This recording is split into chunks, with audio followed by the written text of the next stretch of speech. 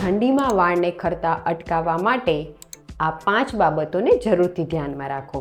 મિત્રો, તમે જોયું હશે કે ઠંડીને કારણે વાળ વધારે ખરે છે અને સાથે ડ્રાય પણ થઈ જાય છે, કારણ કે આયુર્વેદ મુજબ ઠંડકને કારણે શરીરમાં વાત દોષ વધે છે અને રિસર્ચ મુજબ ઠંડીને કારણે માથાના સ્કેલ્પ સુધી બ્લડ સર્ક્યુલેશન ઓછું પહોંચે છે, જેને કારણે વાળને પોષણ મળતું નથી અને વાળ ખરે છે. તો આ સમસ્યામાં આ 5 બાબતોને ધ્યાનમાં રાખવાથી ખૂબ સારો ફાયદો થાય છે.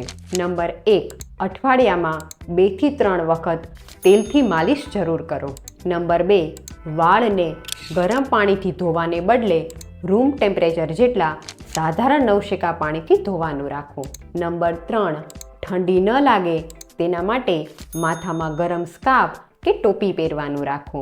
નંબર 4, જો તમારા માથામાં ખોડાની સમસ્યા હોય તો ત્રિફળાના પાવડરને ખાટી છાશમાં મિક્સ કરી અઠવાડિયામાં 2 વખત જરૂરથી લગાવો.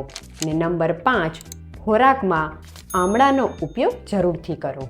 વિડીયો એવા લોકોને જરૂરથી શેર કરો કે જેમને શિયાળામાં વાળ ખરવાની તકલીફ થતી હોય.